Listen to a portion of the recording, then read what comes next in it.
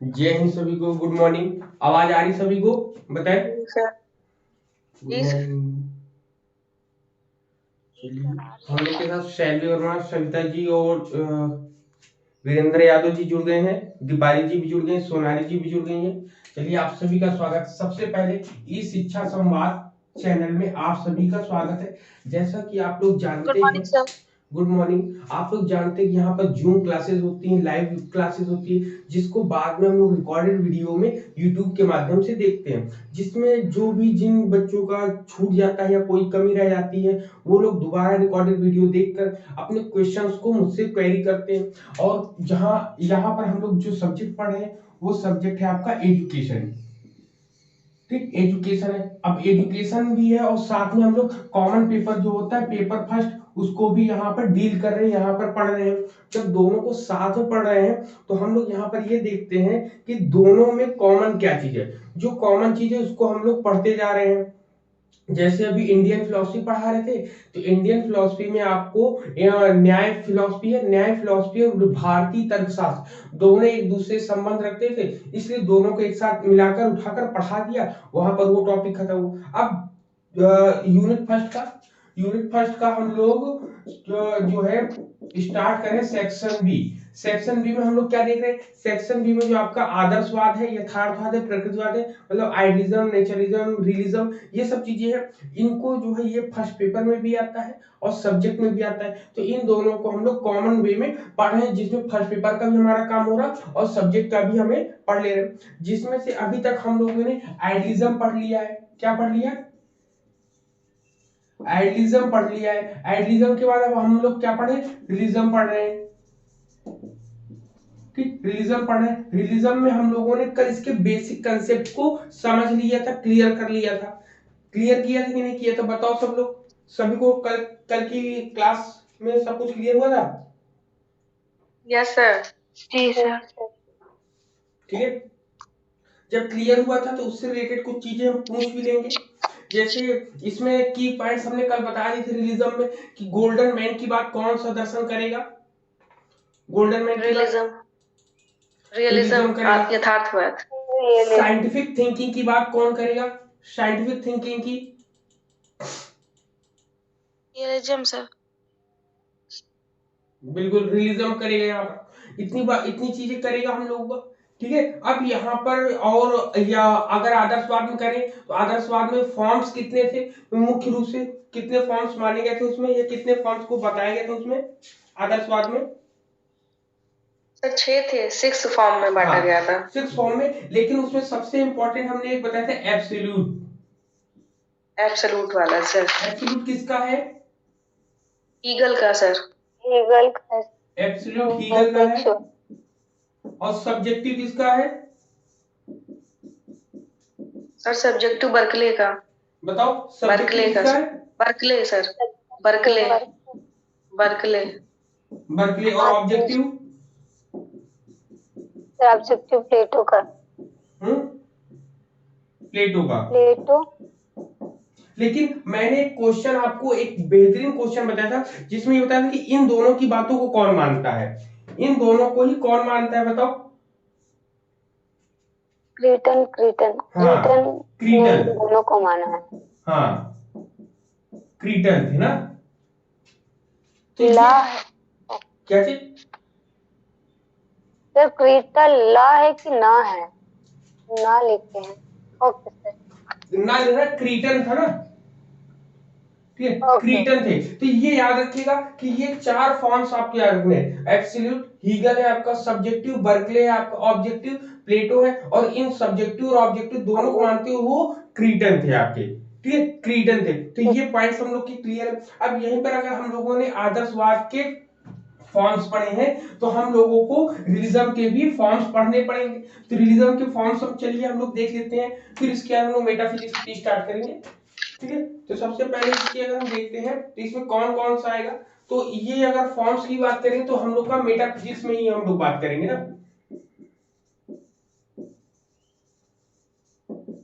ठीक, मेटाफिजिक्स में ही हम लोग बात करते हैं, डिस्कस करते हैं मेटाफिजिक्स। ठीक है। तो मेटाफिजिक्स में सबसे पहले क्या चीजें आएंगी? इन्होंने कहा कि आध्यात्मिक यथार्थवाद की 3 अवधारणाएं हैं। 3 अवधारणाएं कौन कौन सी हैं कि इन्होंने बोला कि 3 कंसेप्शंस ऑफ मेटाफिजिक्स रियलिज्म की, ठीक है। तत्वमीमांसा के अंतर्गत आती है। तत्वमीमांसा में आप लोग जानते हो, सबसे पहले अगर पूछा जाएगा तो तत्वमीमांसा में हम लोग किस प्रकार के जगत को मानते हैं। एक आपका कौन कौन से जगत होता है, आपका एक स्पिरिचुअल होता है,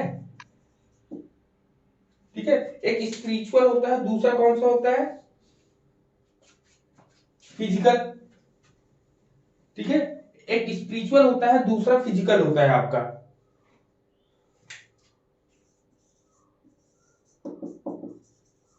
स्पिरिचुअल, नेहा जुड़ी है कि नहीं?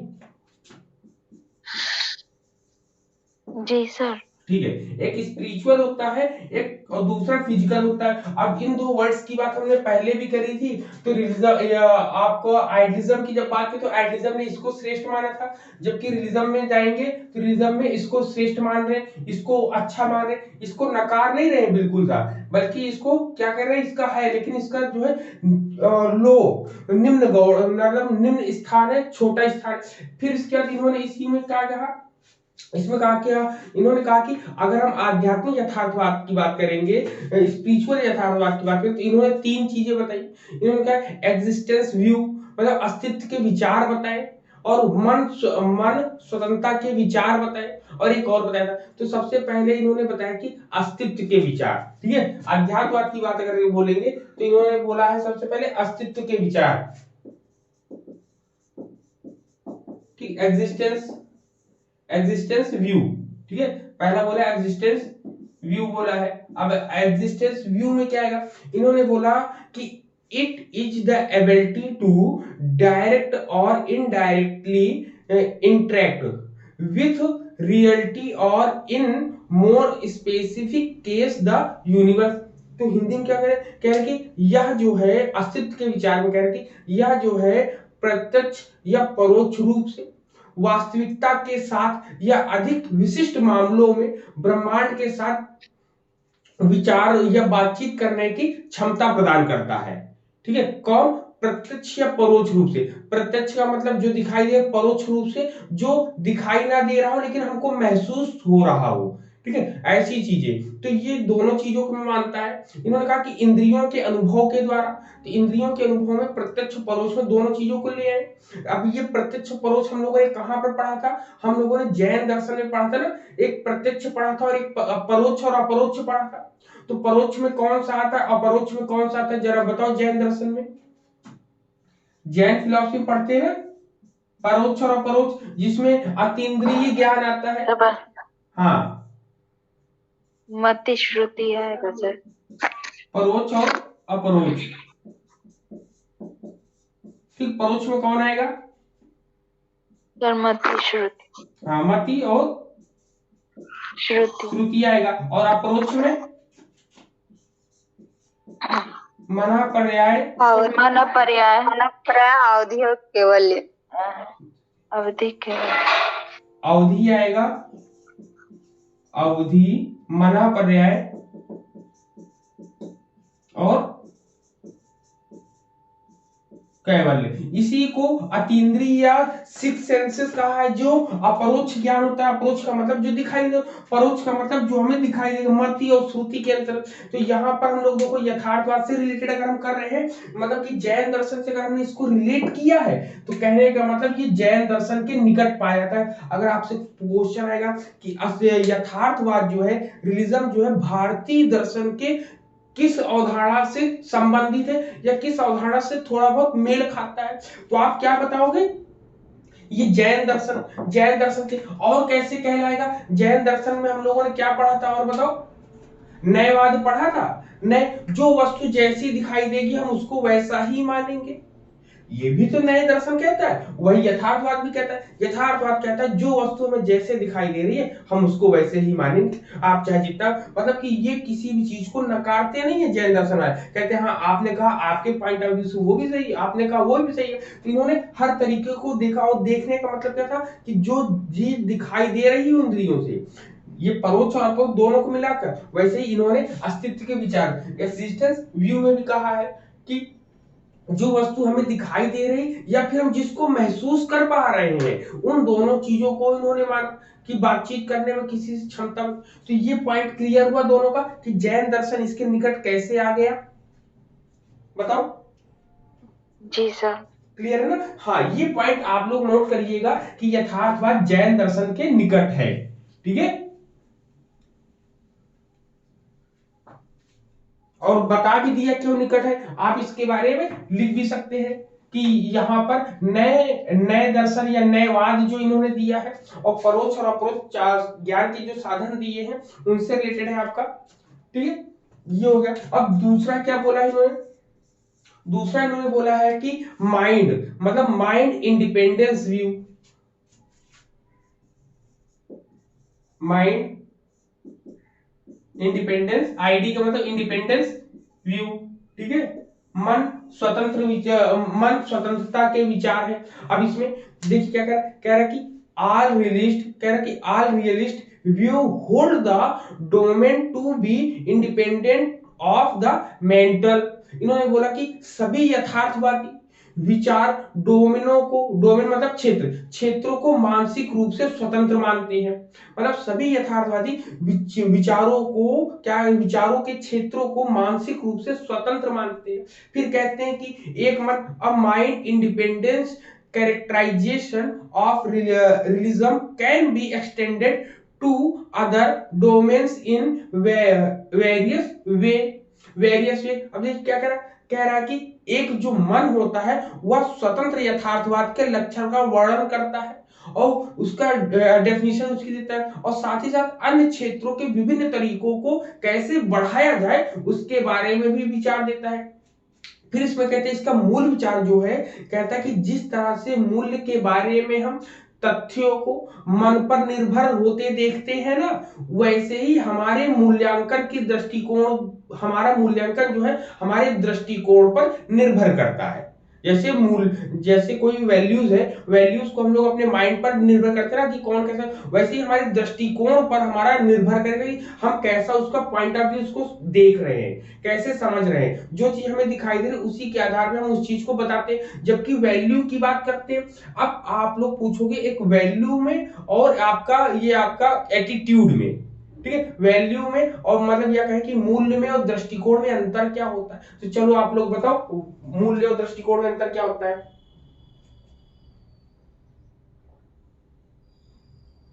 बताइए।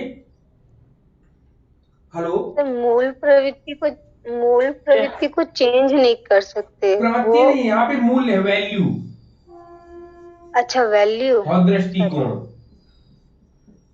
सर दृष्टिकोण हमारे सिंपल वर्ड में यूज करें तो दृष्टिकोण हमारा विचार होता है, हमारा राय, और मूल्य हमारे बिहेवियर होते हैं। मूल्य जो है मतलब पहले से निहित होते हैं, मूल्य जो है पहले से ही विद्यमान होते हैं। तो ये तो पहले की चीज है ना, जबकि ये दृष्टिकोण को ज्यादा इंपॉर्टेंट, क्यों? क्योंकि जो चीज हमें दिखाई देगी हम उसी चीज को मानेंगे। जो पॉइंट ऑफ व्यू क्या होता है, पॉइंट ऑफ व्यू कहते हैं कि आपने इस बात को सुना, अब आपने इस बात को जब सुना है तो अब इसका खुले रूप से आप इसके ऊपर विचार करके हमें बताइए। तो ये होता है। जबकि वैल्यूज क्या होती है, वैल्यूज तो पहले से बनी हुई होती हैं। ठीक है, वैल्यूज क्या, जैसे सत्यम शिवम सुंदरम, ये वर्ड जो है पहले से ही बना है ना, पहले से ही बन के आया, तो उसी को हम लोग आगे बढ़ाते जा रहे हैं, बढ़ाते जा रहे हैं।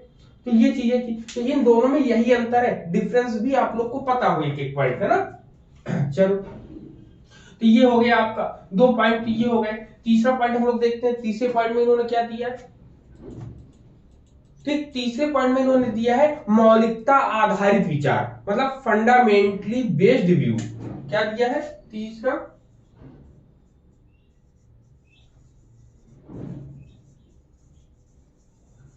फंडामेंटली, ठीक है, फंडामेंटली बेस्ड व्यू,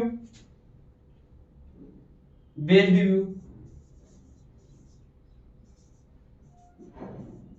ठीक, फंडामेंटली बेस्ड व्यू में क्या बोला, इसमें कहा कि इन्होंने इसमें तीन चीजें शामिल करने की बात करी कि फंडामेंटली बेस्ड व्यू में इन्होंने तीन चार चीजें बोली कि फंडामेंटल या बेसिक आधार पे या मौलिकता के आधार पर जो विचार दिए जाते हैं उसमें क्या क्या शामिल है। तो उसमें इन्होंने बोला कि रियलिटी, ठीक, रियलिटी शामिल होगी। रियलिटी के बाद इसमें स्ट्रक्चर होगा, स्ट्रक्चर होगा, और स्ट्रक्चर के साथ साथ इन्होंने बोला कि परफेक्ट नेचरलेस, परफेक्ट नेचरलेस होगा। इसमें क्या होगा?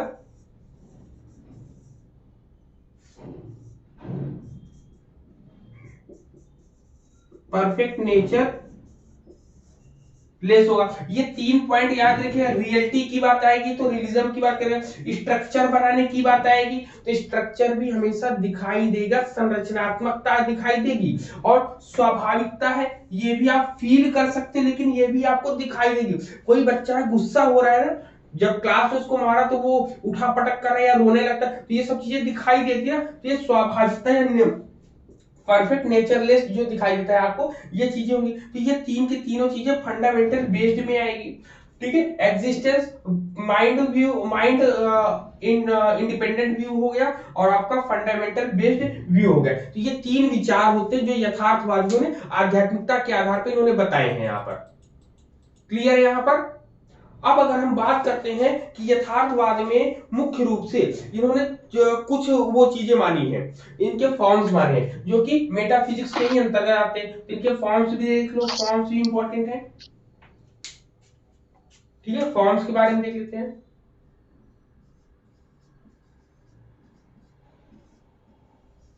ठीक है, फॉर्म्स के बारे में देखेंगे। सबसे पहले देखेंगे, पहले पॉइंट में हम लोगों को क्या मिलता है, पहले पॉइंट में हम देख लेते हैं। किसी कोई बता सकता है कि इसके फॉर्म्स कितने हो सकते हैं? का नहीं बताएं। क्या बोले सर? सर फिजिकल का नहीं बताएंगे क्या? क्या फिजिकल का?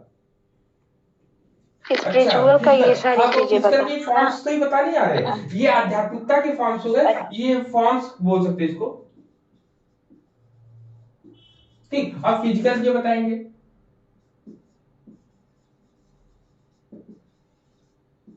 ठीक, तो इन्होंने फॉर्म्स की जब बात करी तो इन्होंने फॉर्म्स को मुख्य रूप से नाम तो नहीं बताए, कहीं कहीं 4 मिलता है पढ़ने को, कहीं कहीं 3 मिलता है पढ़ने को। तो हम 4 के चारों फॉर्म्स को पढ़ लेंगे, जिसमें से जो भी क्वेश्चन आएगा हम उसको बता ले जाएंगे। तो सबसे पहले एक आता है आपका, इसमें जो 4 दिया है, चारों नाम लिख देते हैं।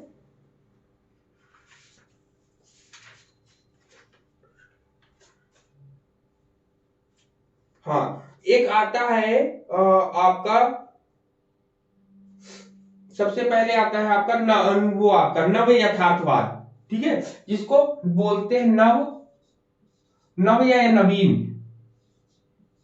न्यू रियलिज्म बोलते हैं सर। हाँ, नव यथार्थवाद, जिसको नियो रियलिज्म बोलते हैं आप, जैसे इन्होंने बोला नियो रियलिज्म की। ठीक है, एक ये होता है। फिर दूसरा हम लोग जब पढ़ते हैं तो दूसरा कौन सा आता है आपका? सर एक तो क्रिटिकल रियलिज्म आता है, आलोचनात्मक। हाँ, आलोचनात्मक वास्तववाद, आलोचनात्मक वास्तववाद बोलते हैं, वाद, जिसको बोलते हैं क्रिटिकल रियलिज्म। ठीक है, आलोचनात्मक वास्तववाद आता है। फिर इसके बाद आता है अवयव दर्शन। ठीक है, philosophy of organs, organism sir, है ऑफ ऑर्गेनिज्म। हाँ, philosophy of organism.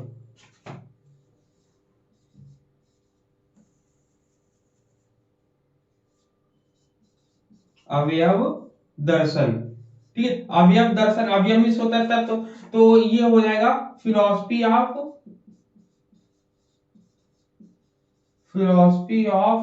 Organism.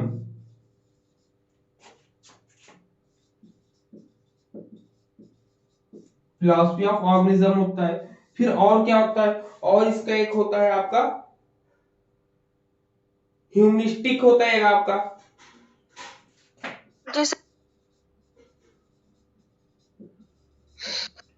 Humanistic. ठीक है, सॉरी यहाँ पर नहीं, यहाँ हिंदी में क्या बोलेंगे, मानवतावादी ना, क्या बोलेंगे हिंदी में, मानवतावादी यथार्थवादी,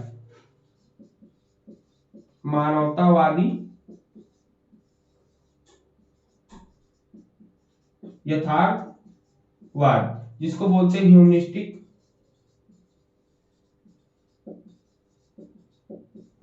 रियलिज्म। ह्यूमनिस्टिक रियलिज्म होता है, और भी इसके फॉर्म्स होते हैं, और कौन से हम लोग देख लेते हैं, और कौन सा होगा। सर एक सोशलिस्टिक होता है, सामाजिक हाँ, एक सामाजिक सामाजिकतावादी। यथार्थवाद होता है। हाँ ये सर सामाजिकता वाला है।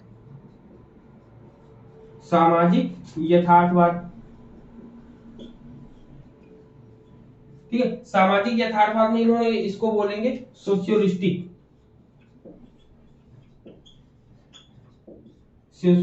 रियलिज्म की, ठीक। सोशियोलिस्टिक रियलिज्म की हो जाएगी। फिर नंबर 6 है, 6 पे और भी मानेंगे। एक होता है कि सेंस रियलिज्म होता है इनका। जी सर ज्ञानेंद्रिय यथार्थवाद। ज्ञानेंद्रिय यथार्थवाद जिसको बोलते हैं सेंस रियलिज्म, ठीक है। सेंस रियलिज्म होता है आपका। सर और एक है और हाँ, और नेटिव कौन सा नाम रियलिज्म। बताओ। सर नेटिव या कुछ है, नैव रियलिज्म है, सरल वास्तववाद। हाँ, सरल वास्तववाद, नेवी ऐसे कुछ पढ़ते हैं। हाँ नैवी, हाँ सर नैवी रियलिज्म है। मैंने देखा है इसको कहीं। तो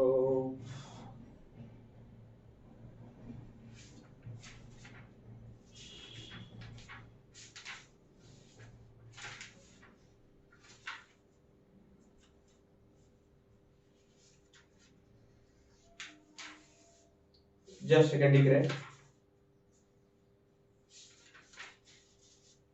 हाँ, एक होता है आपका नंबर 7 पे सरल वास्तववाद या सरल यथार्थवाद, सरल यथार्थवाद जिसको नेवी बोलते हैं ना, नेवी। सर दिख नहीं रहा नीचे बोर्ड। दिख नहीं रहा है, जस्ट दिखेगा।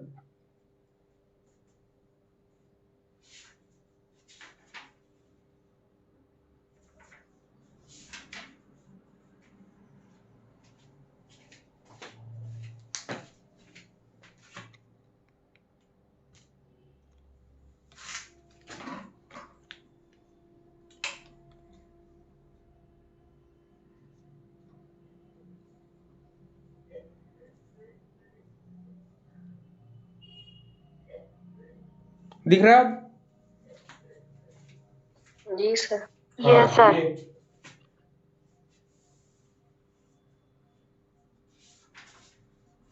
ठीक है, इतना हो गया आपका। इतनी चीजें होती हैं। और एक होता है सापेक्ष यथार्थवाद भी होता है। क्या होता है? एक सापेक्ष यथार्थवाद भी होता है। नंबर 8 सापेक्ष यथार्थवाद होता है, ठीक है। तो इसकी डेफिनेशंस आप लोग खुद भी बना सकते हो। सबसे पहले नव यथार्थवाद की बात करेंगे, तो नव यथार्थवाद किसने दिया होगा, आप बताओ। अगर विचार करो कि नव यथार्थवाद की अगर हम बात करेंगे, तो नव यथार्थवाद किसने दिया होगा, नया यथार्थवाद।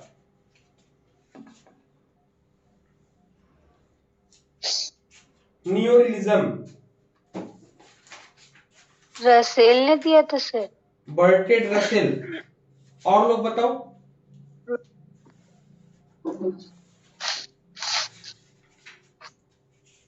किसी को पता है और नव यथार्थवाद? सर इसमें बोला जाता है कि वो यथार्थवादी जो सिद्धांत दिए हुए है उसका खंडन करता है और वस्तुओं के अस्तित्व को सिद्ध करता है। नहीं, इन्होंने बोला है कि नव यथार्थवाद को बोला है कि प्लेटो ने, ठीक है। नव यथार्थवाद को किसने दिया? प्लेटो ने। ठीक, क्यों दिए ये भी बताते हैं अभी। प्लेटो ने क्या बोला है? प्लेटो ने बोला है कि इन्होंने बोला है कि आदर्शवाद, प्लेटो जो है आदर्शवाद को मानते तो है, साथ ही साथ इन्होंने आदर्शवाद के साथ साथ कुछ यथार्थवाद को भी एक नया रूप दिया है। यथार्थवाद भी अपने मतलब अपने उसमें जो है यथार्थवाद को भी कुछ ना कुछ चीजों में मान लिया, इसलिए इसको नव यथार्थवाद या नव यथार्थवाद के नाम से भी जानते हैं, या नवीन यथार्थवाद के नाम से जानते हैं। तो एग्जाम में जो आएगा तो वो आएगा आपका प्लेटो। प्लेटो आपका करेक्ट आंसर हो जाएगा, प्लेटो ने ही नव यथार्थवाद की बात कही है। फिर इसके बाद आता है आलोचनात्मक यथार्थवाद। तो बताओ आलोचनात्मक यथार्थवाद में क्या कहा गया है, या नव यथार्थवाद की बात अभी और करते हैं क्योंकि अभी क्लियर नहीं हुआ है। नव यथार्थवाद का मतलब होता है कि वस्तुओं के अस्तित्व को सिद्ध करते हुए, ठीक है, किसके, वस्तुओं के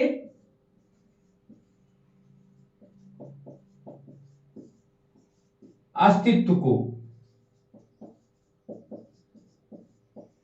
सिद्ध करना, ठीक है, वस्तुओं के अस्तित्व को सिद्ध करना, मतलब जो वस्तुओं के अस्तित्व को सिद्ध करते हैं इस विचारधारा को हम नव यथार्थवाद के नाम से जानते हैं। क्लियर, पहला पॉइंट बताओ सब लोग, क्लियर है कि नहीं क्लियर है इतना, पहला पॉइंट? जी सर। अब इसके बाद जो आता है, इसके बाद आता है आपका आलोचनात्मक यथार्थवाद या आलोचनात्मक वास्तववाद की बात हम करते हैं। तो ये इसमें कौन किसका नाम आएगा? इन्होंने क्या बोला सबसे पहले, इन्होंने बोला है आलोचनात्मक में बोला है कि जब कभी भी हम किसी वस्तु को देखते हैं तो इन्होंने बोला है कि बिना मन के वस्तुओं को, ठीक है, बिना मन के वस्तुओं की अनुभूति नहीं हो सकती। क्या होती?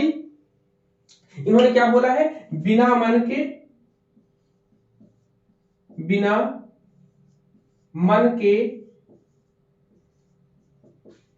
वस्तुओं की अनुभूति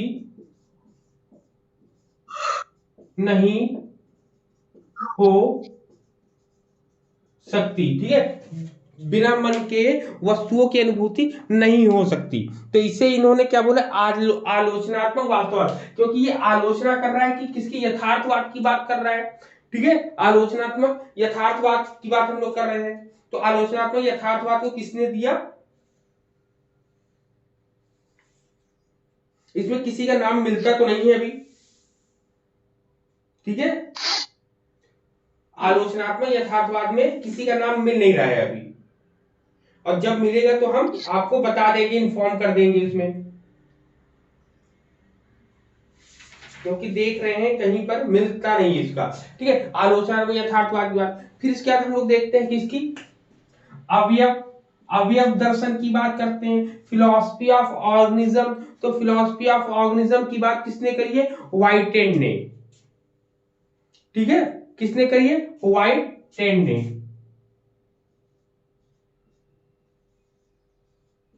व्हाइटेड, ठीक, व्हाइटेड ने किसकी बात करी है, अवयव दर्शन की बात करी है कुल मिला के ना।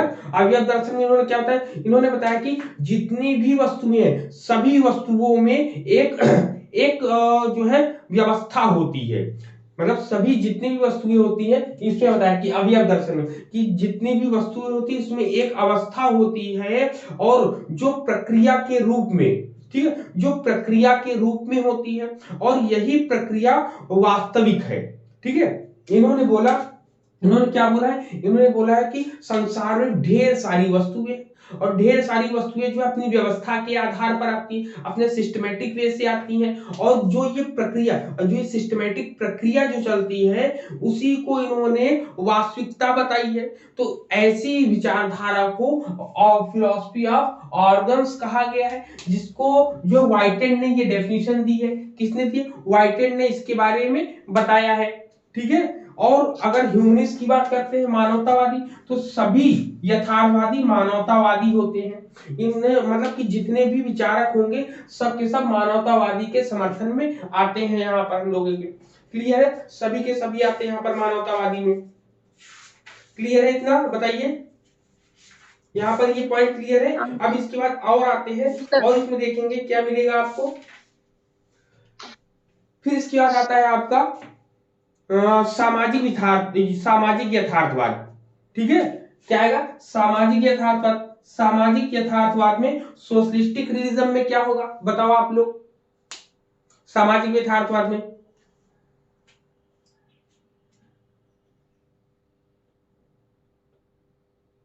बताओ। सोसाइटी के बारे में, मतलब सोशल हाँ, रियलिज्म है तो सोसाइटी के बारे में वो करेंगे, बात करेंगे। समाज में समायोजन, ठीक है। एक क्वेश्चन है समाज में समायोजन जो है किसके अंतर्गत आएगा, तो आप लिखेंगे सामाजिक यथार्थवाद के अंतर्गत। मतलब इसमें जो है सामाजिक यथार्थवाद में कहता है कि हम समाज को देखते हैं, समाज को देखने के बाद समझ भी जाते हैं, जब उसको समाज को देखकर समझ जाते हैं तो उसमें रहने की जो कंडीशन हम अप्लाई कर लेते हैं उसको हम सामाजिक यथार्थवाद बोलते हैं। और इसके इसके इसके संबंध में एक लोग का नाम आता है लॉर्ड मार्टिन, ठीक है। लॉर्ड मार्टिन और लॉक का नाम आता है, ठीक है। किसका नाम आता है? लॉर्ड मार्टिन और जॉन लॉक, दोनों हैं, लॉर्ड मार्टिन और जॉन लॉक। मार्टिक और जॉन लॉक का नाम आता है, जॉन लॉक जिसको बोलते हैं ना, लॉक का नाम, इन दोनों का नाम आता है। अब ज्ञानेंद्रीय यथार्थवाद क्या होता है ये आप लोग डिस्कस कर लो, बताओ ज्ञानेंद्रीय यथार्थवाद क्या होता है? जो हम सेंसस के थ्रू ज्ञान प्राप्त करते हैं अपने। हाँ, सेंसस के थ्रू जब हम प्राप्त करते हैं तो इसको मुख्य रूप से किसने माना होगा? इसमें कई नाम आते हैं। इन्होंने कहा कि वस्तुओं के वास्तविक ज्ञान का जो हमें वस्तुओं का जो वास्तविक ज्ञान होता है वह हमें इंद्रियों के द्वारा होता है। तो इस विचारधारा को सेंस रिज्म कहा गया। इसके संबंध में 3-4 लोगों के नाम आते हैं, ठीक है। तो आता है मूल कास्टर, आता है, लिख लीजिएगा मूल कास्टर, इसमें लिखेंगे मूल कास्टर, ठीक। मूल कास्टर का नाम आता है। मूल कास्टर के साथ बेकन का नाम आता है। इसमें किसका नाम आता है? बेकन का नाम आता है। बेकन के साथ रटके का नाम आता है, ठीक है, रटके का नाम आता है। रटके के साथ और किसका नाम आता है? कमेनियस का नाम आता है। कमेनियस सब लोग लिख लीजिएगा कि ज्ञानेंद्रियों में मूल कास्टर का नाम आता है, बेकन का नाम आता है, रटके का नाम आता है और कमेनियस का नाम आता है। क्लियर है? फिर एक सरल यथार्थवाद है। सरल यथार्थवाद क्या होता है बताओ? सरल या सामान्य, जिसमें सामान्यता की बात करी जाए, सरलता की बात करी जाए, तो सरल यथार्थवाद वो हो जाएगा सर जिसमें समस्त वस्तुओं को वास्तविक मानते हैं और उसके मतलब उसके आगे कोई तर्क वितर्क नहीं करते हैं, मतलब जो भी है उसको मान लेते हैं। बिल्कुल बिल्कुल, सरल या वास्तववाद यही हो जाता है आपका जो इन्होंने बताया है, बिना तर्क वितर्क के चीजों को मान लेना एज इट इज। मतलब जो वस्तु जिस तरीके से दिखाई दे रही है उसको वैसे ही हम मान लेंगे। तो ये सरल वास्तववाद या सरल यथार्थवाद के अंतर्गत आ जाएगा।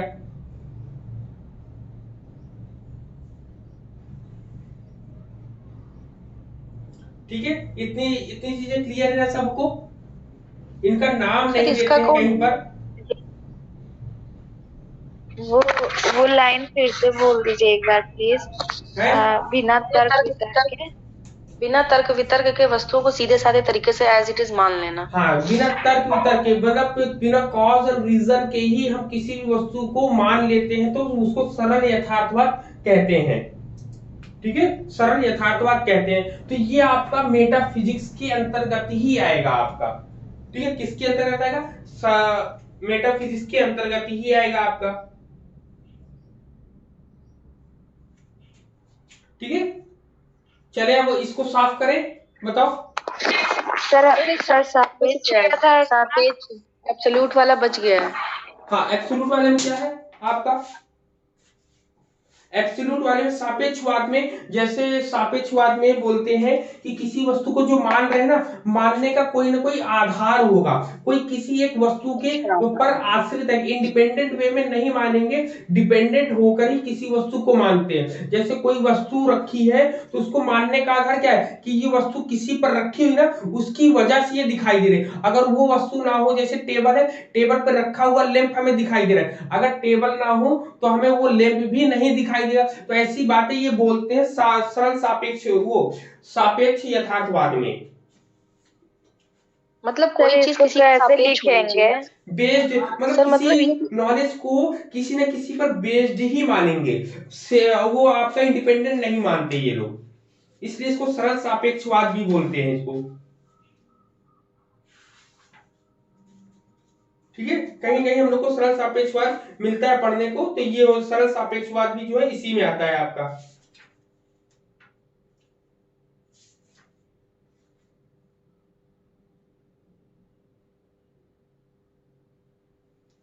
ठीक है, हेलो। तो सर इसको लिखेंगे कि सापेक्षवाद किसी न किसी वस्तु पे आश्रित होती है। हाँ, किसी न किसी वस्तु के पर आश्रित होकर वस्तुओं का ज्ञान हमें देता है। ठीक है,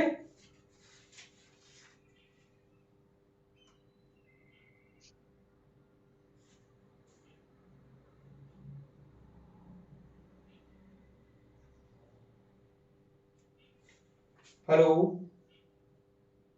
हेलो, जी सर। आ रही ना जी आवाज? सर, जी सर, ठीक ठीक ठीक, जी चलिए। सर, आ रही तो है। ये आपका मेटाफिजिक्स से रिलेटेड इतने इतनी चीजें थी जो आपको बता दिया। अब बात आती है इपेस्टोलॉजी की, बात आती है ना, तो इसको साफ करके इपेस्टोलॉजी से हम लोग चलते हैं।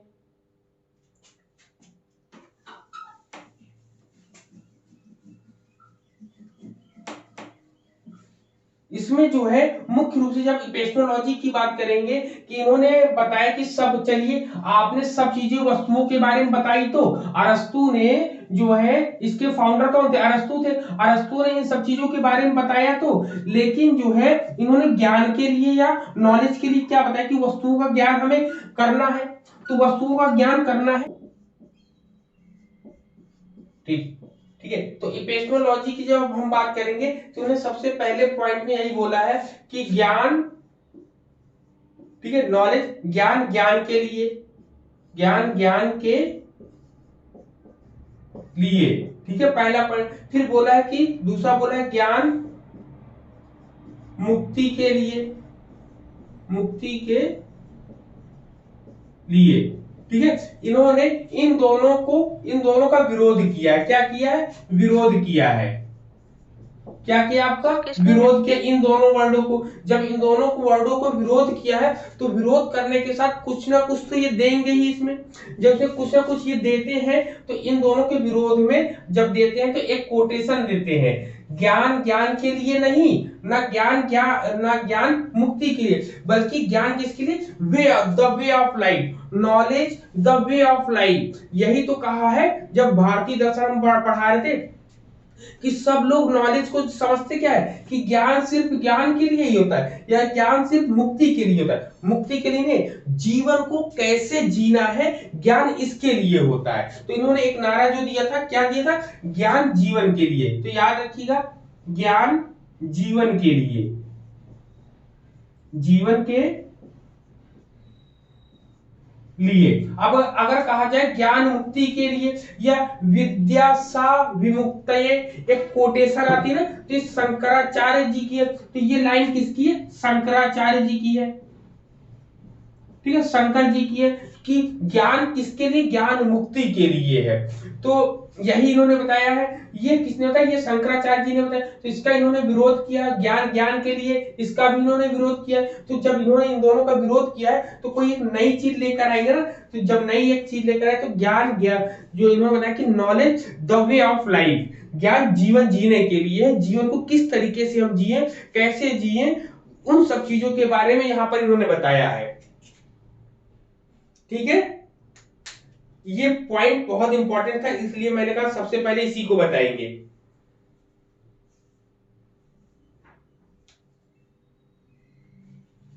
हेलो, यहां पर ज्ञान की जगह लिख सकते हैं शिक्षा भी आ सकता है आपका। जी सर। हाँ, शिक्षा भी, एजुकेशन भी आ जाएगी, नॉलेज या एजुकेशन कुछ भी आएगा तो आपका रिलीजन से जोड़ देंगे हम लोग। क्लियर है यहाँ पर? हाँ, ये अगर क्वेश्चन पूछा जाए कि जो है ये लाइन किसके अंतर्गत आएगी, वेस्टर्न फिलॉसफी में अगर हम बात करेंगे, तो वेस्टर्न फिलॉसफी किसको फॉलो करता है? वेदांता को फॉलो करता है। करता है नहीं करता है? तो उन्होंने क्या बताया? आत्मानुभूति, आत्मानुभूति जब हो जाएगी तो मुक्ति मिल जाएगी। तो हम कह सकते हैं कि ये आदर्शवाद का पक्ष लेता है, या आदर्शवाद के अंतर्गत ये आ सकता है। क्लियर है ये पॉइंट? बताओ। Yes sir. सर बिल्कुल ठीक है। तो यहाँ पर इतने 2 पॉइंट मिल गए आपको। ऐसे ही क्वेश्चन आएंगे तो आप इसको पकड़ सकते हैं। ये क्वेश्चन ऐसे बन सकते हैं, ज्ञान जीवन के लिए ये लाइन बन सकती है आपके लाइन क्वेश्चन में। अब फिर कहता है कि epistemology which deals with knowledge and knowing, मतलब ज्ञान मीमांसा जो ज्ञान और जानने से संबंधित है। इसके अंतर्गत शिक्षण और सीखने के तरीकों को हम प्रभावित करते हैं, उनके चीजों को हम सीखते हैं। कह रहे हैं कि influence method of teaching and learning as per realism. अब यथार्थवाद के अनुसार देखिए इसमें क्या होगा। इसमें कह रहा है कि छात्रों को भौतिक संसार में, ठीक है, भौतिक संसार की खोज करके समस्या समाधान की वैज्ञानिक विधि सिखाई जाती है। अब देखिए इसमें कह रहा है कि teach student the scientific method of problem solving bye exploring the material world. मतलब कि इन्होंने मटेरियल वर्ल्ड को बताया। किसको बताया? मटेरियल वर्ल्ड को।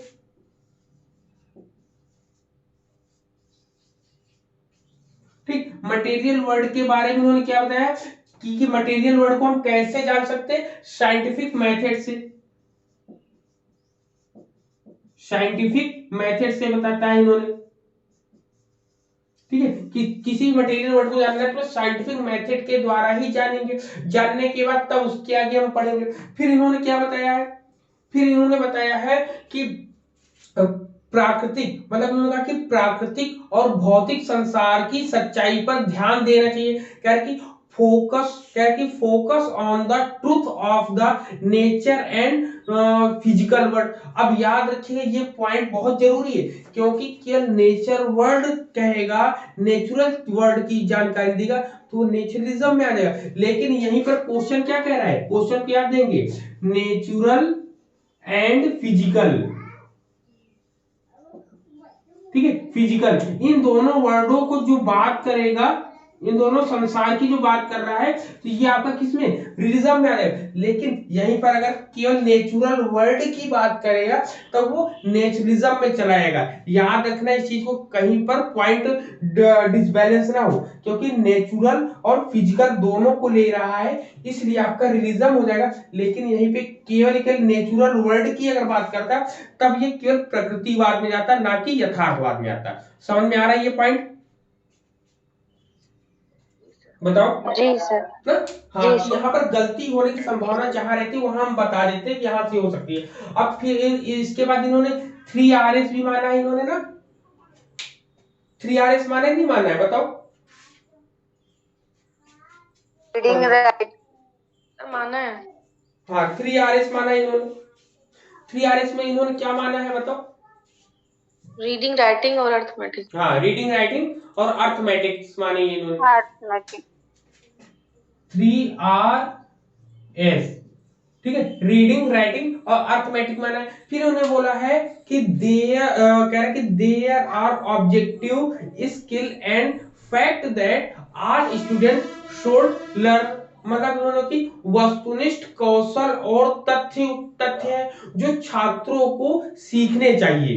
कैसे? कह रहा है कि ऑब्जेक्टिव स्किल। देखिए यहां पर ये लाइन याद रखिएगा, अगर क्वेश्चन में आया था ऑब्जेक्टिव स्किल। सर ये 3Rs में क्या आएंगे?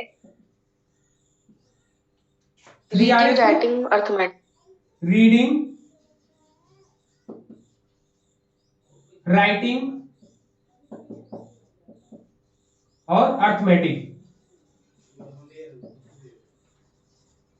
ठीक, रीडिंग, राइटिंग और अर्थमेटिक आपका आएगा 3Rs में। ठीक है, रीडिंग, राइटिंग और अर्थमेटिक्स आता है। फिर इसमें कह रहा है कि ऑब्जेक्टिव स्किल पर इन्होंने ज्यादा जोर दिया है। याद रखिए ये की पॉइंट्स है कि इन्होंने वस्तुनिष्ठ कौशल पर ज्यादा ध्यान दिया है। वस्तुनिष्ठ कौशल, ठीक, वस्तुनिष्ठ कौशल पर इन्होंने ज्यादा इंपॉर्टेंस दिए, ज्यादा ध्यान दिया। फिर इन्होंने क्या कहा? Emphasise practical knowledge that will prepare student for the world of work. मतलब व्यावहारिक ज्ञान पर जोर दिया इन्होंने। क्या दिया है इन्होंने? व्यावहारिक ज्ञान पर, प्रैक्टिकल नॉलेज। प्रैक्टिकल, ठीक है, प्रैक्टिकल नॉलेज पर ज्यादा जोर दिया है। किस लिए जोर दिया है? क्योंकि छात्रों को जो काम की दुनिया है या जो कार्य की दुनिया है या कार्य का संसार है उसके लिए तैयार करेगा। किसके लिए? प्रैक्टिकल नॉलेज से व्यावहारिक जीवन के लिए तैयार करेगा। अब याद रखिएगा, प्रैक्टिकल नॉलेज यहां पर भी मानता है और प्रैक्टिकल नॉलेज वहां पर भी मानता है। कहां पर मानता है बताओ? प्रैक्टिकल नॉलेज यथार्थ वो प्रयोजनवाद में, प्रैग्मेटिज्म में, ठीक है, प्रैग्मेटिज्म में, ठीक है, यहां पर ये चीजें होती है। अब एक क्वेश्चन आता है, अनुभव के द्वारा कोई भी ज्ञान होता है और एक अनुभव पर आश्रित रहकर ज्ञान होता है। तो अनुभव पर आश्रित, ठीक है, जिसको बोलते हैं अनुभव पर आश्रित ज्ञान, आश्रित ज्ञान, ठीक है, ये इसको बोलते, इसको एक वर्ड में बोलते हैं अनुभवाश्रित, ठीक, अनुभवाश्रित। तो ये वर्ड कौन मानता है? और एक अनुभव द्वारा ज्ञान, अनुभव द्वारा ज्ञान, ठीक है। ये दो क्वेश्चन आपके सामने आएगा और ये आया भी है कि अनुभवाश्रित के एक्सपीरियंस, सेल्फ एक्सपीरियंस की एक बात होती है और डिपेंड ऑन एक्सपीरियंस की, मतलब किसी का ज्ञान हमें चाहिए तो हम खुद स्वयं अनुभव करके किसी भी चीज का ज्ञान कर रहे हैं। और एक दूसरा जो होता है किसी दूसरे के ज्ञान के आधार पे हम अपने ज्ञान को आगे बढ़ा रहे हैं। तो किसी दूसरे के ज्ञान के आधार पे हम अपने ज्ञान को जब बढ़ाते हैं तो वो अनुभवाश्रित होता है। जबकि हम स्वयं किसी कार्य को करते हैं उसके द्वारा जो हमें अनुभव होता है वह होता है अनुभव हमारे स्वयं के अनुभव के द्वारा। तो दोनों में अंतर है कि नहीं है? पहले बताओ। ये है सर। नहीं अंतर है? बिल्कुल अंतर है सर, है। अब जैसे हम आंख से देखें कि कोई व्यक्ति स्कूटर चलाता है, स्कूटर चलाने में क्लच दबाता है, गियर दबाता है, फिर ब्रेक लगाता है, फिर स्टार्ट करता है, तो वो मैंने किसी दूसरे के ज्ञान को, कोई हमें समझा रहा है ना वो चीजें, तो हम उसके ज्ञान पर अनुभव आश्रित है कि उसने जैसे जैसे बताया वैसे ही वैसे हमको करना है। जब किसी के द्वारा बताई हुई चीज को वैसे ही वैसे करते हैं हम, तो वो किस में जाता है? वो अनुभवाश्रित में आता है। डिपेंड एक्सपीरियंस होता है ना हमारा, किसी पर डिपेंड हो गए, तो ये हो गया एक नॉलेज। दूसरा होता है कि अब हम स्वयं बैठकर चलाएंगे किसी के बिना बताए, तो ये देखेंगे ये ब्रेक है, ये क्लच है, तो वो सब चीजें जब बैठकर हम खुद स्वयं चलाने लगे तो वो हो गया अपने स्वयं के अनुभव के द्वारा। दोनों चीजें अलग अलग है कि नहीं है? बदले बताओ। है। अब यहीं पर क्वेश्चन आता है कि ये दोनों किस दर्शन से बिलोंग करते हैं? दोनों अलग अलग फिलॉसफी से बिलोंग करेंगे आपके, बताओ ये दोनों किससे बिलोंग करेंगे? पहला वाला रियलिज्म से, दूसरा वाला रियलिज्म से। कौन रिलीजन से आएगा? नीचे वाला, सेकंड वाला, क्योंकि ये कहते हैं यथार्थ चीजों को मानो जिनको देखो, यानी कि अनुभव खुद द्वारा ज्ञान प्राप्त करो। और वो अनुभव आश्रित यानी कि जो वेद पुराण जो चीजें, आदर्शवाद और प्रयोजनवाद है। अब आदर्शवाद और प्रयोजनवाद कैसे, ये भी बताएंगे हम। आदर्शवाद इसलिए है, आदर्शवाद में कहा गया है कि बालक, वहां पर शिक्षक केंद्रित होती है। भाई टीचर जैसा सिखाएगा बालक को ऐसा ही सीखेगा। अगर बालक शिक्षा का कहा 4 दूनी 12 होता है तो बालक भी वहां पे कहेगा हाँ 4 दूनी 12 ही होता है, ठीक है। 2 4 जा 12 कहेगा, क्यों? क्योंकि शिक्षक जैसा कह रहा है शिक्षक के वैसे ही कर्मों पर चलना है, जैसा वो सिखाएगा। अगर शिक्षक ने कह दिया बैठो तो बैठ जाएगा, शिक्षक कहेगा उठो तो उठ जाएगा। तो ये आदर्शवाद में बात कही गई है। इसलिए अनुभव पर आश्रित जो भी नॉलेज होगा वो हम किसमें कहेंगे? आदर्शवाद में, आइडियलिज्म में कहेंगे। या हम अगर हमने इंडियन फिलोसफी में जाते हैं तो इंडियन फिलोसफी में वेदांत में मिलेगा कि वहां पर भी गुरुकुल में गुरु जैसा ज्ञान देता था वैसा ही बालक वहां सीखते थे। तो यहाँ पर ये आ जाएगा अनुभवाश्रित। तो आइडियलिज्म में ये चलाएगा। अब बात आई अनुभव द्वारा ज्ञान। अब अनुभव द्वारा ज्ञान, एक्सपीरियंस कौन करता है? हम लोग पढ़ते हैं ना वो साइकोलॉजी में, किसी भी चीज को फील करने से सबसे पहले हम एक्सपेरिमेंट करते हैं। जब तक हमारा एक्सपेरिमेंट स्वयं से सिद्ध नहीं हो जाएगा तब तक हम उस चीज को मानेंगे ही नहीं। तो ये आपका क्वेश्चन, आपको यथार्थवाद भी मिलेगा, प्रयोजनवाद भी मिलेगा। तो इसका सही आंसर प्रैग्मेटिज्म होगा। ठीक, प्रैग्मेटिज्म कैसे हो? अब अनुभव द्वारा, अब इसका एग्जांपल बहुत अच्छा है। एक बार क्वेश्चन आया था कि ईमानदारी एक अच्छी नीति है, honesty is the best policy, आया था कि नहीं आया था क्वेश्चन आप में, बताओ। आया था। आया था। अब अनुभव कैसे, अब कोई व्यक्ति कैसे ईमानदार है, अब इसको आदर्शवाद में कैसे रखें, क्योंकि आदर्शवाद में कहता है कि कोई भी एक बात गुरु के द्वारा कह दी कि उसको मान लो, लेकिन ईमानदार आपके लिए, आपके घर में, आपके आसपास कौन ईमानदार है, ये आपको एक दिन में तो पता नहीं चलता ना। एक दिन करते हैं, 2 दिन करते हैं, 3 दिन करते हैं, सालों बीत जाता है किसी पर विश्वास करने पर कि वह ईमानदार है कि नहीं। आप कोई शॉप खोले हो, आपके शॉप में कोई काम करता है, तो उस पर आपको पहले दिन दूसरे दिन ईमानदारी का उसको एहसास नहीं होता है। साल, 2 साल, 3 साल, 4 साल हो जाता है, तब आप कह सकते हो कि 4 साल से मेरे यहाँ काम कर रहा है, ये ईमानदार है, ये किसी प्रकार की इसमें कमी नहीं है काम करने में। तो वह अनुभव के द्वारा करते हैं ना, ठीक है, क्या करते हैं, अनुभव के द्वारा करते हैं कि मैंने फील किया उस चीज को, एक्सपीरियंस किया है कि हाँ वो काम करने में अच्छा है। इसलिए ईमानदारी को, इसमें ऑनेस्टी को किसमें रखा है, प्रैग्मेटिज्म में रखा है। क्यों? क्योंकि अनुभव के द्वारा हमें उसका ज्ञान हो रहा है। क्लियर है ये दोनों पॉइंट, बताओ। जी सर। ठीक, क्योंकि बहुत सी किताबों में आपको उसको आइडियलिज्म में दिया होगी, honesty is the best policy, ईमानदारी एक अच्छी नीति होती है, ये आपको आइडियलिज्म में देगा, लेकिन आइडियलिज्म में नहीं होता है, वो आपका प्रैग्मेटिज्म में जाएगा, ना ही रियलिज्म में जाएगा। रियलिज्म में होता है कि जो वस्तु जिस समय देख रहे हो उसको उसी समय डेफिनेशन दे दो उसकी, लेकिन यहाँ अनुभव द्वारा जब कभी आपने बोला कि ईमानदारी अच्छी नीति होती, ईमानदारी एक दिन में तो नहीं दिखाई देती, 2 दिन में तो नहीं दिखाई देती, जो तुरंत दिखाई दे, जिसका हम तुरंत रिस्पॉन्स कर सके, वो यथार्थवाद में होगा, वस्तुवादी चीजों को। तो कुल मिला के यहाँ पर वो ये वस्तुवादी चीजों को मानता है। कैसी चीजों को मानता है? वस्तुओं पर आधारित या वस्तुवादी चीजों को मानता है। इसलिए इसको एक वर्ड में क्या बोलेंगे, वस्तु, ठीक है, वस्तुवादी चीजें मानते हैं, इसलिए इसको वस्तुवादी कह देंगे। तो यहाँ पर ये पॉइंट एकदम क्लियर हो गया इन्होंने इनका। Yes sir. बताओ, यहाँ पर इतने कई क्वेश्चन आपको एकदम क्लियर हो जाएंगे। अब इसके एक्सियोलॉजी की जब हम बात करेंगे, एक्सियोलॉजी एंड एथिक्स की बात करेंगे, इन्होंने बोला है कि इन्होंने बोला values are absolute and eternal based on natural law given by religion. इन्होंने बोला कि यथार्थवाद द्वारा दिए गए जो प्रकृति के नियम, ठीक है, प्रकृति के नियम के आधार पर मूल्य को सही माना इन्होंने, कि प्राकृतिक रूप से जो भी नियम, जो भी कायदे कानून दिए गए, उन्हीं को इन्होंने माना है। चलो और इसके बारे में पढ़ते हैं, ठीक है ना। यहाँ पर आपको दिए गए नियम को जानते हैं, फिलॉसफी एक ऐसी चीज जिसको रख नहीं सकते, केवल समझ सकते हैं, क्योंकि वहां पे घुमा फिराकर आपको क्वेश्चन दिए जाएंगे, आपको लिखा लिखाया कोई चीज नहीं मिलेगा, आपको प्रेजेंस ऑफ माइंड वहां पर लगाना पड़ेगा, ठीक है। तो यहाँ पर ये क्वेश्चन आपको क्लियर हो जाने चाहिए, इतनी चीजें। तो किसके द्वारा दिए गए नियम को माना है?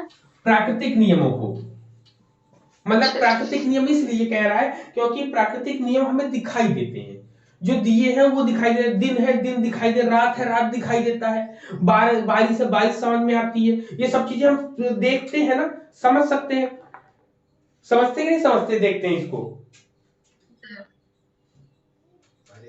हेलो, हाँ सर। हाँ, क्लियर नहीं ये पॉइंट कि किसी भी चीज को हम देखते हैं, समझते हैं, तब आगे बढ़ते हैं, इन्होंने बोला है।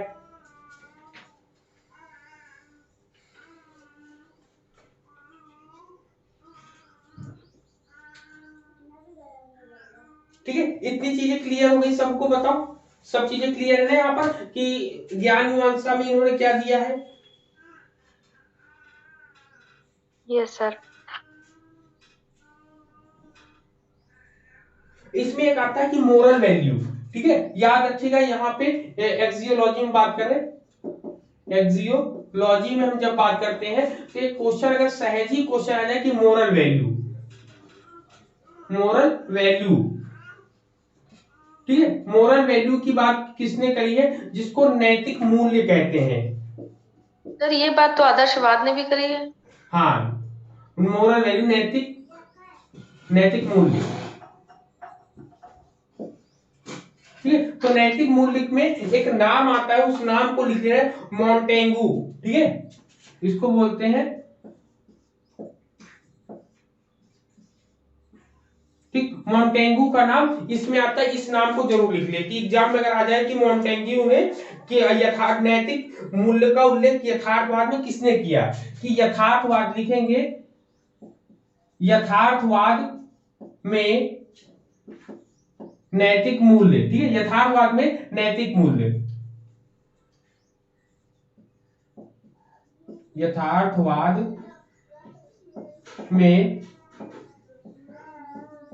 नैतिक मूल्य, ठीक है, नैतिक मूल्य की बात, ठीक है, मोंटेग्यू ने करी है, ठीक है, मोंटेग्यू ने करी है। अब इसमें कुल मिला के इतनी चीजें समझ में आ गई सबको ना? Yes sir.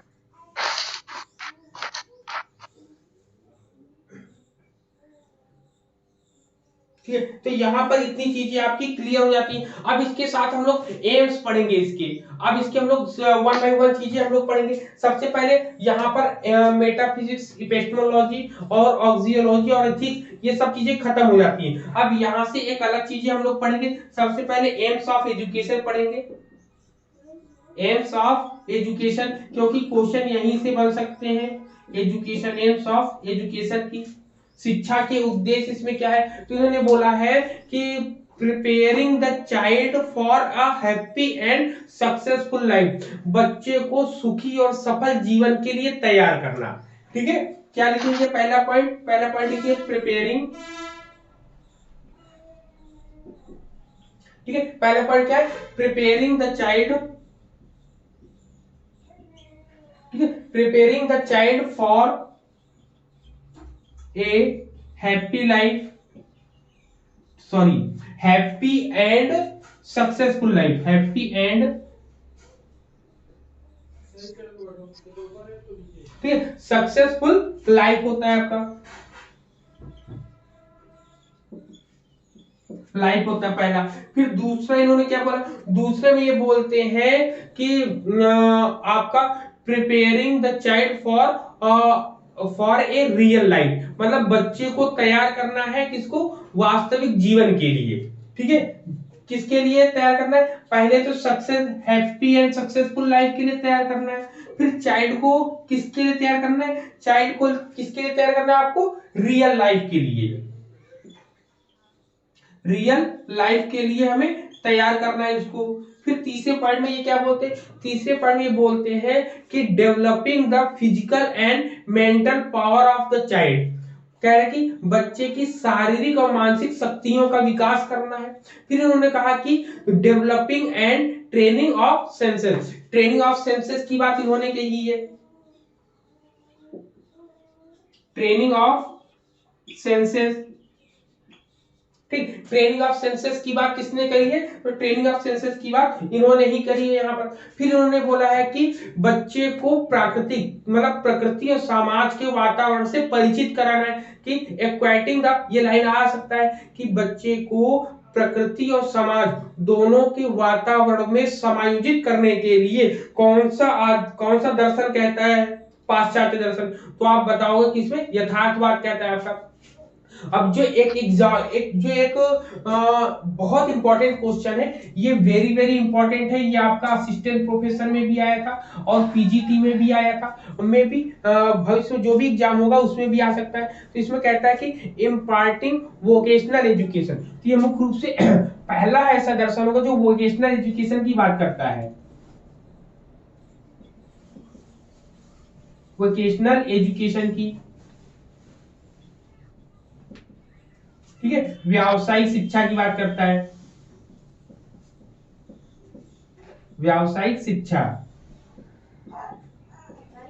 ठीक है, व्यावसायिक शिक्षा की बात कौन करता है? तो ये आपका यथार्थवाद जो है व्यावसायिक शिक्षा की बात करता है, ये एम्स ऑफ एजुकेशन में आपका आएगा।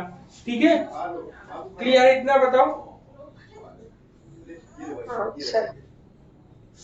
सर वो क्या बोले थे? बच्चे प्रकृति व समाज के लिए, वो लाइन फिर से रिपीट कर दीजिए। इन्होंने व्यावसायिक शिक्षा, इन्होंने व्यावसायिक शिक्षा पर अगर आपसे पूछा जाए कि ऐसा कौन सा दर्शन है जो जिसने सबसे पहले व्यावसायिक शिक्षा की बात करी, तो आप बताएंगे यथार्थवाद ने बात करी। हाँ बोले अब।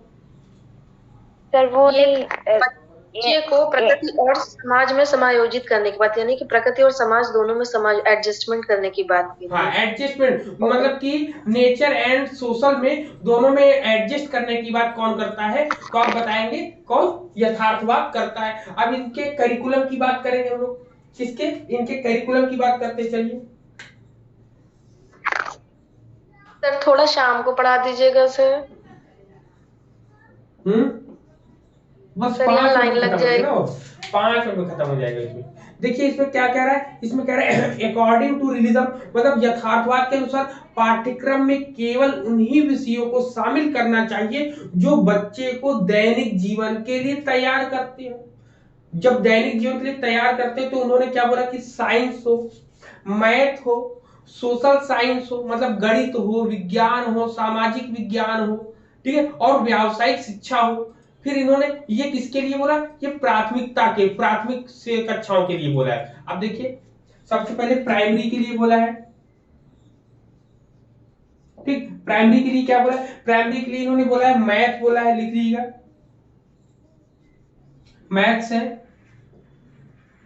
साइंस है, सोशल साइंस है, ठीक। सोशल साइंस है, सोशल साइंस के साथ वोकेशनल सब्जेक्ट भी इन्होंने क्या है?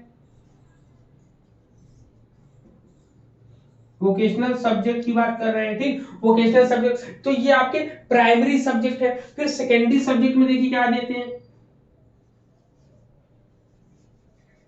ठीक। सेकेंडरी सब्जेक्ट में इन्होंने दिया है, इन्होंने कहा है कि आर्ट्स, लिटरेचर, लैंग्वेज, कला, साहित्य और भाषाएं। क्या दिया है? आर्ट्स। सर प्राइमरी में वोकेशनल आ जाएगा। वोकेशनल सब्जेक्ट वहीं पर उनको चार्ट बनाना, लिफाफे बनाना, दफ्तर और के मतलब कि कवर लगाना, ये सब चीजें बचपन से ही, प्राइमरी से ही सिखाई जाती है, जिसको हम लोग ज्योमेट्रिकल आर्ट बोलते हैं। या तो प्रोजेक्ट आपको जो दिया है, छोटे बच्चों को प्रोजेक्ट दिए जाते ना बनाने का, तो वो सब प्रोजेक्ट इसी में आते हैं। फिर इसमें आर्ट में और लिटरेचर, इसके लिटरेचर आएगा, ठीक है, और लैंग्वेज आ जाएगी, ठीक, लैंग्वेज आ जाएगी। तो ये सेकेंडरी सोर्सेज में आ जाएगी। अब पढ़ाने के तरीकों में या मेथड्स ऑफ टीचिंग की जब हम बात करेंगे, तो मेथड्स ऑफ टीचिंग में क्या क्या आपका आएगा, ठीक है। Methods of teaching, methods of teaching में जब हम लोग देखते हैं,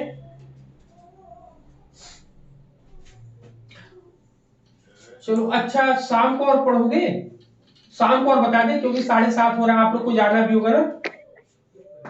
हाँ सर ये लाइन हॉस्टल में लग जाती है ना। ठीक ठीक ठीक ठीक, चलिए, और लोग को कॉलेज भी जाना होगा ना, सविता सिंह जी को भी कॉलेज जाना है, ठीक। तो चलिए, अब शाम की क्लास को हम लोग शाम की क्लास में इसको कंप्लीट करेंगे, और अब देखते हैं। तो चलिए, सभी लोगों का दिन अच्छा रहे, ठीक है। इसी के साथ जय हिंद सभी को, क्योंकि टाइम ज्यादा हो रहा है, आप लोग को टाइम भी कम है आप लोग का ना। सर शाम को क्लास कितने बजे से होगी? बस 9 बजे से। Okay sir, thank you sir. Thank you thank you so much sir. Good day.